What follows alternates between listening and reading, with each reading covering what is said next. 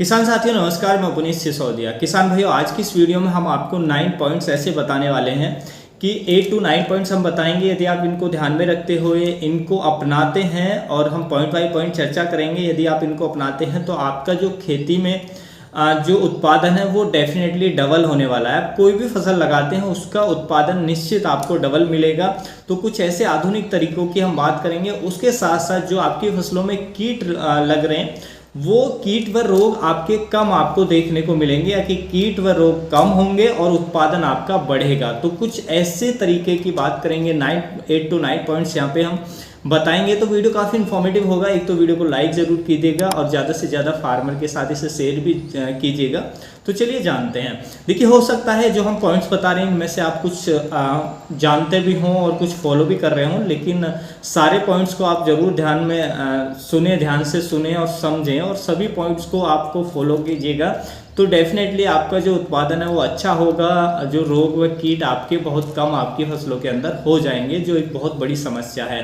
तो देखिए, इन पॉइंट्स में सबसे पहला जो पॉइंट्स आता है वो आता है हमारा फील्ड लेवलिंग, यानी कि जो आपका खेत है उसका लेवल होना चाहिए। वो आप कंप्यूटर मांझे से करा सकते हैं।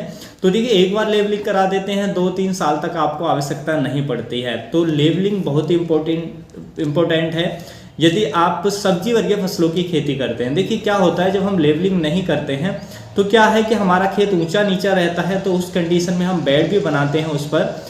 तो बेड बनाकर हम सब्जी लगाते हैं, तो बेड बनाते हैं तो कहीं बेड ऊंचा होता है, कहीं नीचा होता है। उसके बाद हम क्योंकि फ्लो मेथड से सिंचाई करते हैं, तो हम सिंचाई करते हैं तो कहीं तो पानी पहुंचता नहीं है और कहीं जो बेड है वो डूब जाता है। इससे जहां पानी नहीं पहुंचेगा वो पौधा सूखे से खत्म होगा, और जहां पौधा डूब जाएगा उसमें क्या होगा, उसमें डैम्पिंग ऑफ डिजीज आपके आ जाएंगे। तो हमें जो क्रॉप का प्रोडक्शन है वो बिल्कुल अच्छा नहीं मिलेगा। तो देखिए, लेवलिंग बहुत ही इंपॉर्टेंट है, बहुत ही ज़रूरी है। फील्ड लेवल जरूर होना चाहिए यदि आप सब्जी वर्गीय फसलों की खेती करते हैं। और यदि आप ड्रिप का यूज करते हैं तो लेवलिंग की कोई आवश्यकता नहीं है, लेकिन बहुत सारे किसान हैं जो ड्रिप का यूज नहीं करते हैं, उनको अपने फील्ड को लेवल जरूर करा कर रखना चाहिए। उसके बाद चलते हैं हम पॉइंट नंबर 2 पर। पॉइंट नंबर 2 है सीड ट्रीटमेंट। देखिए, बहुत सारे किसान भाई सीड ट्रीटमेंट को इग्नोर करते हैं। देखिए, सीड ट्रीटमेंट बहुत ही ज़रूरी है। जब आप सीड ट्रीटमेंट कर लेते हैं, शुरुआत में किसी सीड को फंजीसाइड से ट्रीटेड कर लेते हैं, इंसेक्टिसाइड से ट्रीटेड कर लेते हैं, तो आपकी फसलों में जो सॉइल बॉर्न डिजीज है वो आपको नहीं देखने को मिलते हैं। तो देखिए, शुरुआत में क्या है कि हमारा बहुत कम फंजीसाइड यूज होता है। मान लीजिए 1 किलोग्राम बीज के लिए मात्र 3 से 5 ग्राम जो फंजीसाइड है वो लगेगा, और बहुत कम इंसेक्टिसाइड यूज होता है, लेकिन उसके बेनिफिट्स बहुत ज़्यादा मिलते हैं। बाद में यदि आप सीड ट्रीटमेंट नहीं करते हैं और कोई सॉइल बॉर्न डिजीज आता है आपकी फसलों में, तो उससे फिर बाद में आप उसे कंट्रोल करते हैं तो बहुत सारा फंजीसाइड लगता है, 500 ग्राम 1 केजी। तो एक्सपेंस आपका बढ़ता है और उसके बाद भी आपकी फसल बहुत हद तक खराब हो चुकी होती है।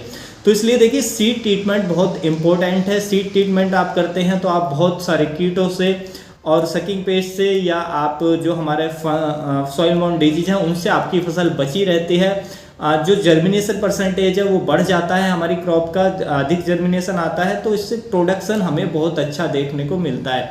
तो सीड ट्रीटमेंट को कभी भी इग्नोर ना करें। सीड ट्रीटमेंट बहुत ही इंपॉर्टेंट है एक अच्छी फार्मिंग के लिए, अच्छी फसल लेने के लिए।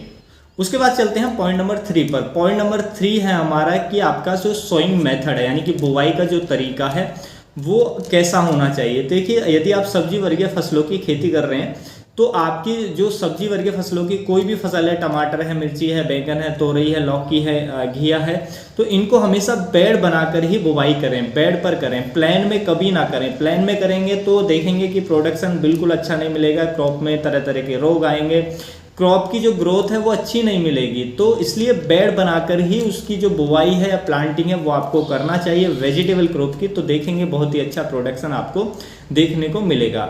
उसके बाद आता है हमारा मल्चिंग। देखिए, आपने बेड बना लिया, सब कुछ कर लिया, सीड ट्रीटमेंट कर लिया, उसके बाद मल्चिंग भी बहुत इंपॉर्टेंट है। अब मल्चिंग 2 तरीके से आप कर सकते हैं। एक तो मल्च जो हमारे ऑर्गेनिक मल्च होते हैं, जैसे हमारी फसलों के अवशेष होते हैं, धान के पुआल होते हैं, आप उससे भी मल्च कर सकते हैं। यदि आप बाजार से जो हमारा पोलोथीन का मल्च है वो परचेज नहीं करना चाहते, यानी कि पॉलीसीट आता है ब्लैक एंड सिल्वर कलर का जो मल्च आता है, वो मल्चिंग पेपर का यदि आप यूज नहीं करना चाहते तो आप जो ऑर्गेनिक मल्च है उसका भी उपयोग कर सकते हैं। लेकिन देखिए जो मल्चिंग पेपर आता है ब्लैक एंड सिल्वर कलर का, वो बहुत ही इफेक्टिव होता है और जब आप उसमें लगाएंगे तो आप देखेंगे कि जो आपका प्रोडक्शन है बहुत ही बेहतर होगा, आपकी क्रॉप की जो ग्रोथ है बहुत फास्ट होगी, आपकी फसल पर शुरुआती अवस्था में सकिंग पेस्ट का अटैक नहीं होगा। तो शुरुआत में तो आपको लगेगा कि खर्चा हो रहा है, लेकिन उसमें बेनिफिट बहुत ज़्यादा मिलता है। और जो आप ये मल्च डालते हैं, इसमें ज़रूरी नहीं कि आप ड्रिप का यूज करें, क्योंकि मल्च तो हमें सस्ते में मिल जाता है। 1 एकड़ का खर्चा मात्र आपको लगभग जो आएगा वो 4,000 के आसपास आएगा, 4,000 या 4,400 रुपये के आसपास आएगा 1 एकड़ का खर्चा मल्च के लिए। लेकिन उसमें ड्रिप लगाएंगे तो बहुत ज़्यादा एक्सपेंस होता है, तो आप बिना ड्रिप के भी कर सकते हैं। आप देख रहे हैं पेपर की हमारी क्रॉप है, यानी कि मिर्ची की क्रॉप है, इसको हमने बिना ड्रिप के लगाया है मल्च में। तो मल्च में बहुत ही अच्छी ग्रोथ आती है, उससे बेहतर हमें प्रोडक्शन मिल जाता है। जितना हम खर्चा भी नहीं करते, आप देखेंगे कि उससे डबल प्रोडक्शन हमें देखने को मिलता है, तो बहुत शानदार होता है। और यदि आप ये मल्च यूज नहीं कर सकते तो फिर जो ऑर्गेनिक मल्च आती है, जो पुआल वगैरह या जो हमारी ईख की सूखी पत्तियां हैं, उनको आप मल्चिंग के तौर पर उपयोग जरूर करें, तो इससे बहुत ही बेनिफिट आपको देखने को मिलेंगे। उसके बाद आता है पॉइंट नंबर 5। पॉइंट नंबर 5 है हमारा कि organic source of your farm, यानी कि जो ऑर्गेनिक सोर्स यानी कि जो हमें गोबर की खाद चाहिए, यानी कि FYM मैन्योर जिसको हम कहते हैं, तो वो अपने फार्म के होने जरूरी हैं। और ज़्यादातर किसान भाई पशुपालन करते भी हैं, जो भी किसान भाई खेती करते हैं उनके घर में पशु जरूर मिल जाएंगे।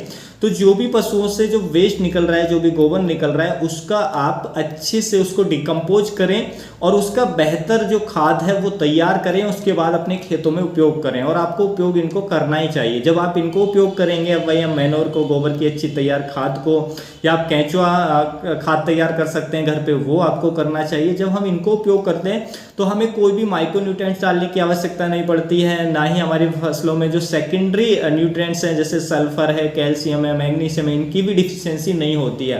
तो बहुत अच्छी क्रॉप हमें देखने को मिलती है। केवल हम नाइट्रोजन, फास्फोरस, पोटाश 3 तत्वों का उपयोग करेंगे और बाकी हम जो हमारे FYM मैन्योर है हम इसको अपने खेतों में डालें तो हमें बहुत अच्छा प्रोडक्शन देखने को मिलता है, हमारी सॉइल की फर्टिलिटी बनी रहती है। तो इसको इग्नोर बिल्कुल भी ना करें।